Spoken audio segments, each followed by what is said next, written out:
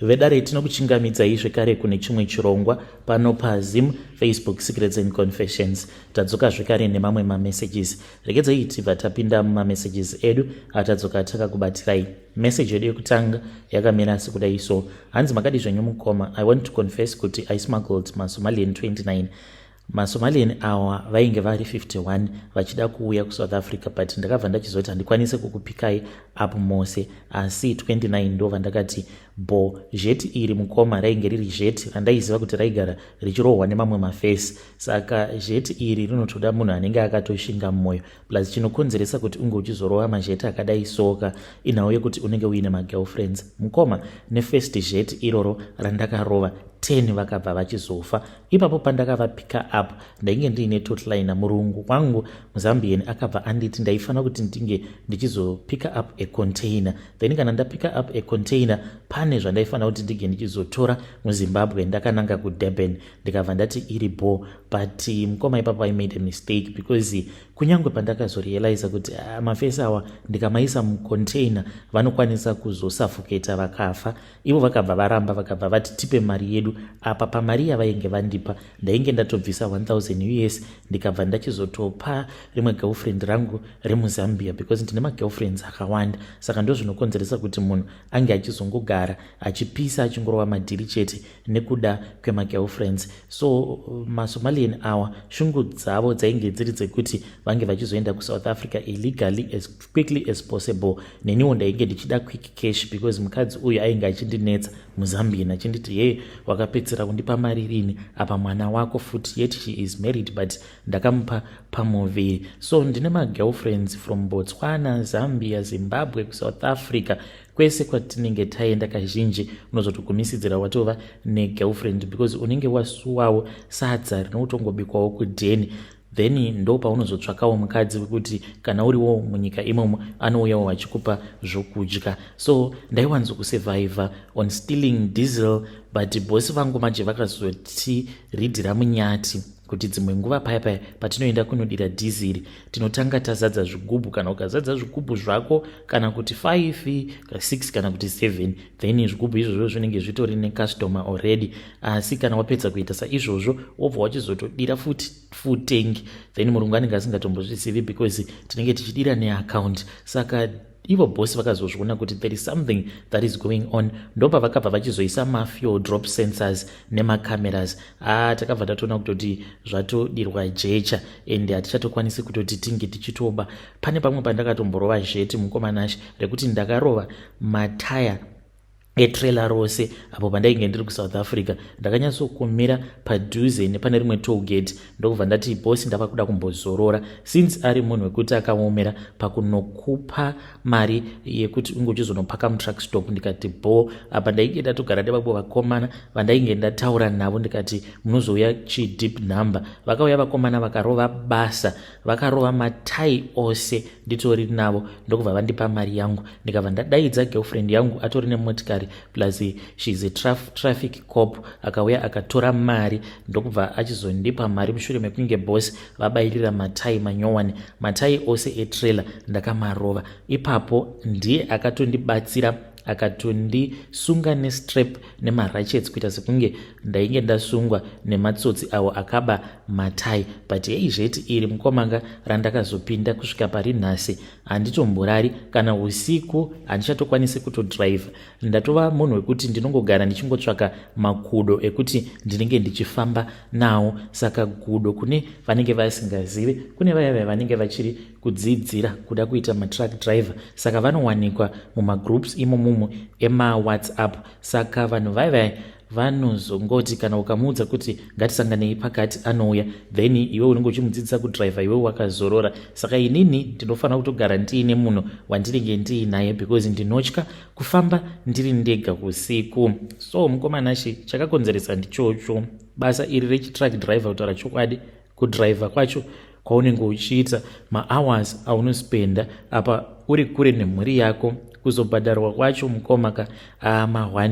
Inini I've been driving trucks for 12 years, moving cargo kubva muZimbabwe, South Africa, Zambia, Botswana, wherever kwandinenge ndatumwa kuti ndige ndichizoenda. But chibasa chacho kutaura chokwadi, it does not pay enough.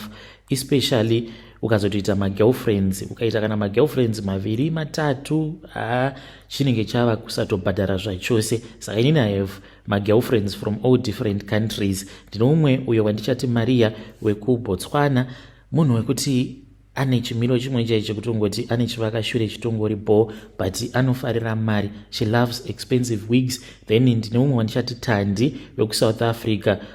Uyo mutraffic cop, even though tiine vana vedu 2, but she is married, she won't even answer your calls kana usina kutanga wamutumidzira mari. Akangoziva chete kuti uri muSouth Africa, akakuti baby ndikuda mari, kana ukangotanga kungomuudza tuma stories anobva atokubloka, kana kutoti anokuudza kuti usandifonera unless wanditumidzira e-wallet, she won't even answer. Ende kunyange ukamukumbira mapictures chaiwo kuti ndikukumbira kumboona vana vangu, haatobvumi kukutumidzira picture usina kumutumidzira mari. Then ndine umwe wandichati Chipo wemuHarare, uyoyo ari bo, haana kana basa nezvakawanda, as long as kwandinenge ndaenda ndikamuvigirawo raisi, ndikamuvigirawo magroceries, haana stress nezvakawanda, because naiyewo agere pamurume wake. Saka vane machallenges avanosangana navo mumarriage. Anoti murume wacho anoita zvokumuhurira, saka iyo anohurira murume as a matter of revenge. Uye zvekare akazototi anoda kutoti tinge tichitoita mwana, because anoda kuchengetesa murume wake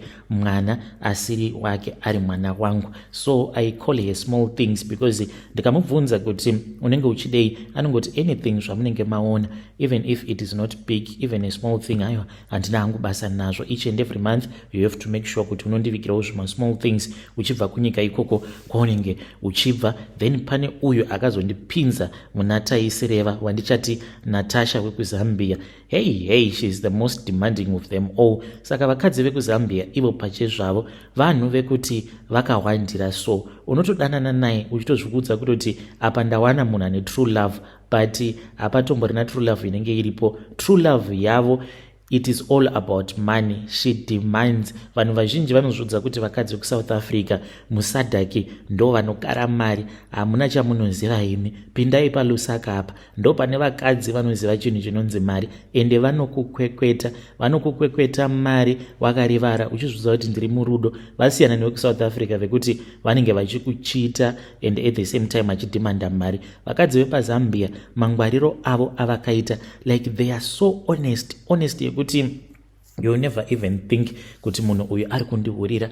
And musi waunozozvibata kuti ndiri kuhurirwa, ndo paunokwanisa kutoita kana suicide. Vatoriko madrivers akawanda vakakomita suicide vekutoti after 10-15 years ndo paanozotofind out kutoti pavana vose hapana kana 1 wake, and haumbofi wakamubata achikuhurira.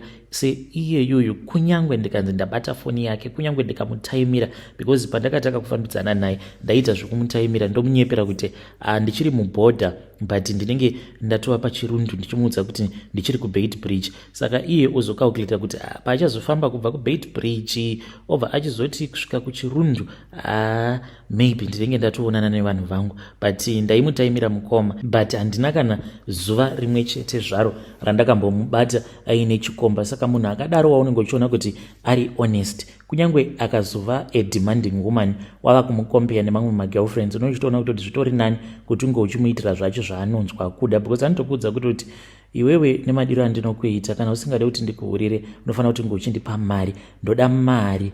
And it is hard keeping up with her. Apa nekapei mukoma tomapei twedu tinopiwa tinowanzo kubhadharwa per load, and you can never afford that kind of lifestyle yekuti unenge uine magirlfriends akawanda sei andiinawo. Saka ndakabva ndati pano ndoita sei, mukoma wangu ndo vakatanga kundidzidzisa kuba dhiziri, kuti unoba sei dhiziri. It was easy ipapo until my boss vazoisa macameras nemamwe awo avanoti mafuel drop sensor. Takabva tatoona kuti zvainge zvadhakwa, tainge tava kusakwanisa kuita mari kudhiziri. I then found another hustle. That was when I met this other guy. He was also a truck driver. Akabva achizondiconnecta neumwe wandichangoti Fara. Saka iye is a middleman, is a Somalian middleman. Basa rake raanoita ndiroro rekungosmagla vanhu from East Africa vachiuya musadhaki. Vazhinji vacho vanoenda kunana Rwanda, vamwe Botswana, vashomawo muZimbabwe, Mozambique iko zvino zvimaSomalian azara, because kwava nebusiness. Saka panenge paine business ndo kwavanoenda, hakusi kunzi vanofarira havafasitere kuenda kuSouth Africa, but ivo vanongotsvaka panenge paine business. Saka kuMozambique nekuda kwekuti iko zvinozvi vanhu vazhinji vava kushandisa mahaba ekuMozambique, maship mazhinji ava kuuya nekuMozambique, haachauye nekuDurban. Saka ikoko vava kuita mabusiness zvekare ekuti they are shipping things into SADC. Saka ndoko vari kuwandira zvekare.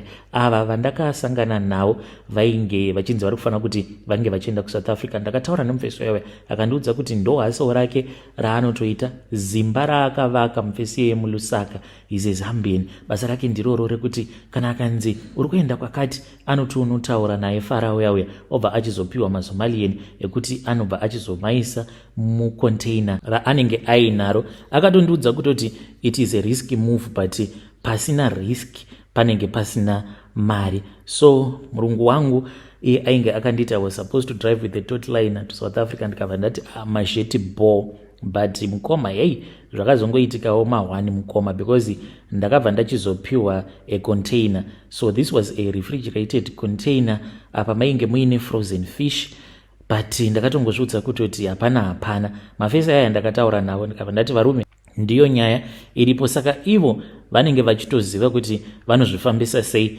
Vainge vaine mamwe mazihovhorosi aya anopfekwa nevanhu vanoshanda mumaabatua, vanoshanda mumacold room, ndo avainge vakapfeka iwawo. This trailer, to tell you the truth, it was never meant for human beings. Kunyange ukanzi wapfeka zvinhu zvinodziya sei, chando chinozotongokubata chete. There were men, women and even children. I locked the doors and I started driving. So the plan was very simple. Mari ndainge ndatopiwa imwe ndainge ndatojyiwa nechekare was to take them to Joburg, let them out and then move on with my life. But things went wrong mukoma. Somewhere near a place named Hidden, tichiri muZimbabwe, ndo pandakatanga kunzwa kuti paiva nerimwe sound. I started hearing my banging sounds on the trailer. Ndikati kuti mafesi ayaya. At first I ignored it because muroad macho mukoma mainge musingatomboite kuti ndige ndichimira. Ndakaramba ndichingodrive chete for nearly an hour and a half ndichidrive ndichitira kuti ndinge ndichizopakawo panzvimbo pekuti kunyangwe ndikazovhurawo zicontainer area ndinokwanisa kuona kuti aufa vanhu vasingazonotise kuti kochii chiri kuitika. So I ignored it until the banging became louder. I even tried kutowedzera kutoridza music paradio, but still the banging was going on. That was when I pulled over. I got out of the truck. Ndakaenda kuya kwendichinovhura matrailer doors. Hey mukoma nashi, painge pasina kumira zvakanaka. Varume 10 vainge vafa, and the way that they had died, it was very painful to watch. Vamwe ndo vainge vachikosora, vamwe vachichema because vainge vapindwa nechando. Ndakavabvunza kuti zvino varume toita sei, because inini ndava kutoenda hangu kumapurisa kunozvisiya mumaoko emapurisa. Ndo pandakaona kuti maSomalian vanhu vekutongoti vakatongojaira masituation ose, maybe inhau yekuti vanotongozvarwawo muhondo, vokurira muhondo, so they are just used to any type of a situation. Pandakavaudza kuti inini varume zvatoitika apa ndava kutoenda hangu kumapurisa, what else could I do? Vakanditi hazviiti, haungamboende kumapurisa. Vakabatwa nechando kudaro mukoma, vakazvipa zvivinde vekuti mumwe vacho vakaburuka, vakabva vandibata vakati hakuna, ende vakabva vatovhara, vachitovharira futi vamwe mukati zvekare nezvitunha zvezve. Vakanditi kana ukangoenda kumapurisa unosungwa, nesuwo tobva tasungwa, ende mari dzavanenge vakashandisa kubva kunyika kwavo kuzonosvika vasvika kana muSouth Africa, mukoma panobuda imwe mari inenge yakawanda. Saka munhu anenge achitozviziva kutoti kudzokera futi kuya kwandakabva hazvitoiti, because vamwe ndo vanenge vakatotengesa dzimba, vamwe vanenge vakatoshandira vanhu as a form like slavery, zvavainge vachindiudza kuti more like slavery, you work for a very long time uzopiwa mari. Saka kana apiwa mari yaya ndo yaanozoshandisa. Ndakati pano futi kana ndikafonera boss basa rangu ratopera. That was when we made a decision. Tiri tose mukoma, we all made a decision. We then found a quiet river near a place named Hidden. So these Somalians, the ones that were alive, ndo vakazotondibatsira kutora mitumbi yevanhu vaya tichinovarasa mumvura one by one kusvika 10 vaya vapera. There was no time for prayers, there was no time for anything. One wacho airakidza kuti ndiye ainge ari group leader akangoti think of it as a time of war, muhondo vanhu vanogofa one. By morning we had dropped the surviving Somalians and then I started driving mukoma. I drove to Johannesburg, ndipo apo pandakabva ndachizovasiyako kuJoburg. Ndakati Mwari maita basa henyu, handina kubatwa, kamari kangu ndainge ndinako. Then ndikabva ndachizopa girlfriend yangu Tandi, ndakamupa imwe mari, imwe yacho ndo yandakabva ndachizoviga because Tandi ane problem yekuti kana uine mari, kunyange ukamupa mari anokutaimira warara obva akusecha futi. Kana ukamubvunza kuti kunai Tandi unozviitirei, kuti kana ndakupa mari on top of that unondisecha, anobva anditi because uri kubhadhara tax, because iwewe uri muforena munomu and haubhadhare sazi, saka mari iyi yandatora ndo yesazi iyoyo. Munhu wayo kuti murelationship ane kautsvanyiriri, akaita tomboy, so saka anengori nekautsvanyiriri murelationship.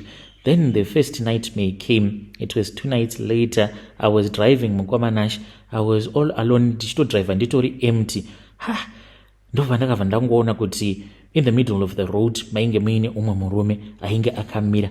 Murume uyu akangokaruka angonyuka. Apa I was traveling at somewhere around 70 k's and vanoziva truck kana uchidriver at 70 k's I'm sure kuti neprivate unenge uchitodriver zvokuma 120 130 chakadaro, zvekuti hapana paungangokaruka watongotsika mabrake truck rikamira, kana uchida kutofa unotoita saizvozvo. So mukoma ndakabva ndachitongotsika munhu uyauya because paakangokaruka anyuka, maybe it was somewhere around 3 to 5 meters ahead of me. Then this guy ndokubva ndamudhuma netruck, ndikati nai Mwari kochiko futi. I then parked the truck, ndokubva ndamhanya ndichidzokera kuya. I looked everywhere, handina kana chandakaona. Ndakatora foni yangu kutotocha kutodii. I did not even see any sign yekuti ndainge ndatsika munhu. So ndakati ndiri busy ndichidongorera ndichitocha ndichiti zvimwe kuda, munhu uyu anenge ahakwa netrailer. Handina chandakaona. Apa ndainge ndakachonjomara ndichitsvaka, huri usiku mukomanashi, ndo pandakangonzwa ndabatwa. So ndikati ndazosangana manje nana Nyaupe panapa, atova mawanika awa vange vatondisetera trap. Ndo pandakangonzwa munhu uya achitaura nechimwe chirudzi chandisina kunzwisisa, plus matonhorero ainge achiita ruoko rwake.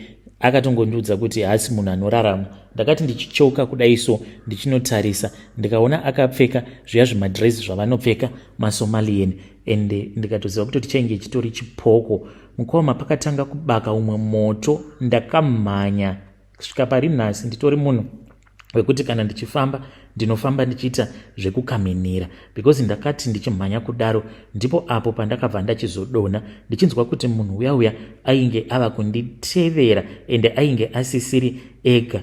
Ndokubva ndachizodonera mutara ndikasimuka, because painge pasina kumira zvakanaka, kutoti truck ringabvuma rakatodzima, rakangopera mweya.